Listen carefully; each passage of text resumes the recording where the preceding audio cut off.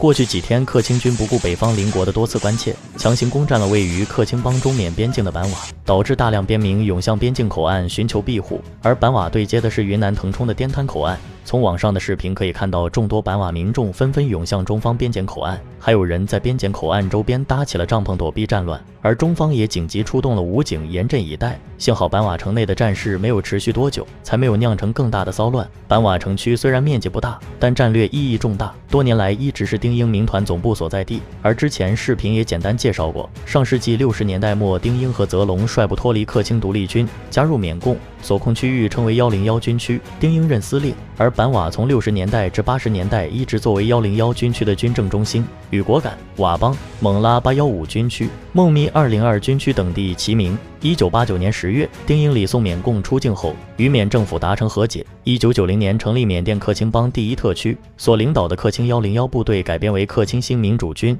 控制区域主要包括板瓦、甘拜地、大田坝、齐培等地约2万平方公里。辖区内主要有浪族、茶山、傈僳、汉族、缅族等民族，人口约7到10万。2009年果敢88事件后，丁英被迫把克钦新民主军再次改编成3个边防营，每个营308人，每营至少混编30名缅军军官，加上周边依附于丁英的民团，名义上有3000人。从上世纪60年代末至今，丁英已经断断续续掌控这个片区近60年。克钦军在攻入板瓦前的2周，已经率先攻占了丁英民团所控制的齐培镇和索罗镇。而从10月17日开始，克钦军多支主力同时进攻板瓦和甘拜地外围，丁英民团陷入空前被动。10月15日，克钦第1机动旅拿下了位于6壁的丁英1002边防营战略高地，板瓦战局急转直下。随后，克钦军兵分3路，一路沿齐培河谷板瓦公路正面仰攻至板瓦城区，一路从板瓦西侧白马山迂回包抄丁英板瓦总部，另外一路则登上板瓦周边高峰姊妹山居高临下，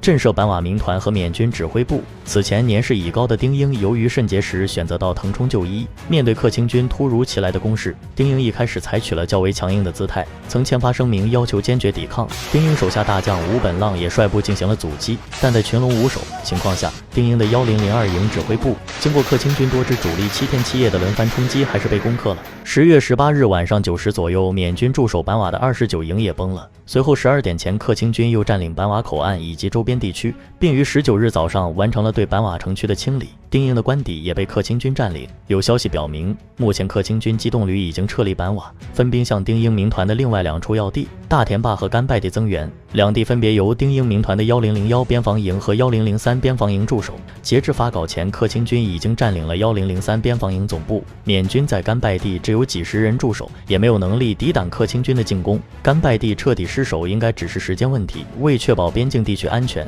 中方如约关闭了拉赞、麦扎央、雷基等克钦军控制的口岸。据悉，克钦军从9月29日进攻齐培开始的20天时间里，北方曾经3度要求克钦军不要继续向边境地区推进，但克钦方面依然我行我素。克钦军态度如此坚决，显然是有备而来。早在半年前0307行动刚结束的4月初，就有克钦军大量采购战备物资的消息传出。缅甸进入雨季之后，克钦军在巴莫和湾莫方向迟迟没有进展，原来只是烟雾弹。一方面迎合了北方邻国的要求，另一方面又在继续囤积大量弹药物资，保证此次行动以及后续战斗的供给。如今突然发力，克钦军为了达成控制整个北方克钦族聚居区的夙愿，显然不会轻易停手。未来1-2周内，预计还会继续对甘拜地和大田坝发起进攻。值得注意的是，板瓦地区是缅甸重要的稀土矿产地，仅在2024年上半年，中方就从克钦进口了近3万吨的稀土氧化物，价值20多亿人民币。介于目前克钦邦的整体局势，克钦军会比同盟军从容很多。目前缅军控制的密支那、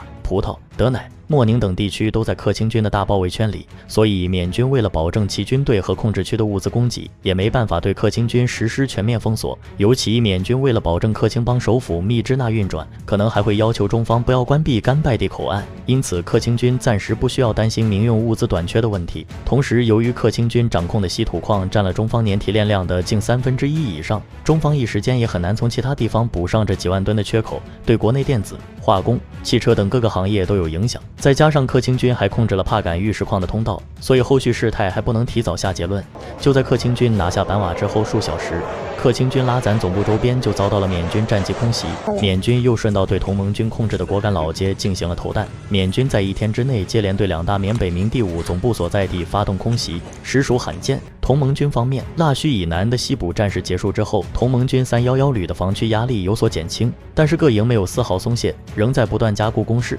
构筑防线。然而缅军似乎不愿给予同盟军喘息之机，对同盟军腊戌防区的空袭依然在发生，尤其对弄曼附近的南茂水电站和腊戌南马阔附近的变电站发动了空袭，彻底破坏了腊戌的电力供应。德昂军方面，西部战事以后，德昂军也做了一定休整，大胡子旅长正在重新安排兵力，调动多支主力向脑丘南侧的当坎要塞群进发，缅军将承受更大的军事压力。当坎虽然规模不大，但是由于地缘位置十分重要，双方已经在此鏖战超过3个月，目前依然没有分出胜负。缅军正不断向当坎方向增援，三兄弟联盟的另外一位若开军正在对若开邦的安镇发动强攻。缅军在安镇的926运输营、军医院、军械库、工程营、警卫营等据点都硝烟四起，有消息称若开军已经突入城内，缅军形势相当危急。孟都方向的若开军也在继续围攻缅军第5边防营警察总部。泰缅边境的克伦军方面传来捷报，克伦眼镜蛇纵队已经拿下妙瓦底南部制高点斯威托山缅军炮兵阵地，正在沿妙瓦底瓦莱公路向缅军泽波村军事基地进发，该村也是一个重要的物资走私集散地。2022年上半年，克伦眼镜蛇纵队曾在该村附近与缅军激战数个月，最终缅军伤亡数百人才收复此地，而且附近有一个臭名昭著的妙瓦底太昌电炸园区，该电炸园区目前由苏契都领导的克伦边防军保护。南北善军方面，过去几天，南善军虽然未与北善军发生交火，但是南善军在老索附近的活动有所增多。老索是当坎和东支之间的战略要地，也是南善军与北善军争夺的焦点之一，同时也是南善军位于东支景洞公路以北为数不多的防区之一，因此受到傣亮山的高度重视，不排除未来再度交锋。由于缅军日益频繁地对孟崖周边增兵和空中打击，北善军也向缅军表达了不满。周边村寨都是北善军传统管理区域，当前孟崖缅军周边有果敢同盟军、瓦联军和北善军，缅军要想反攻腊戌困难重重。当然对缅军方来说，心腹大患还是缅甸影子政府团结政府旗下的人民保卫军。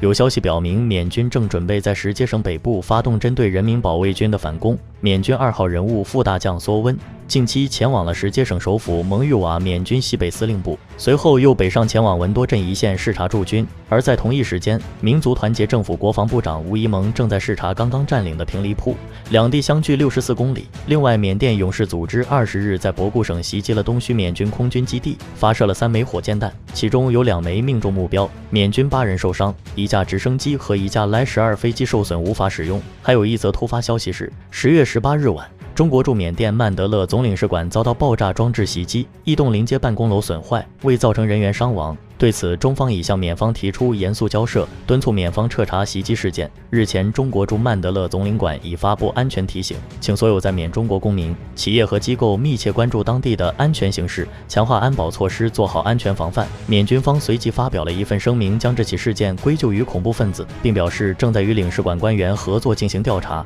也有消息人士指出，此事件是由缅军旗下的标少提民团成员所为，是缅军方受意对中方施压的结果。另有报道称，缅甸军政府领导人敏昂莱将于11月访问中国，这将是自2021年敏昂莱上台以来的首次访华。对此，中方发言人表示，没有可以提供的信息，缅甸局势将如何演变，本频道将持续关注，欢迎订阅简易指南，下期再会。你已经走远了，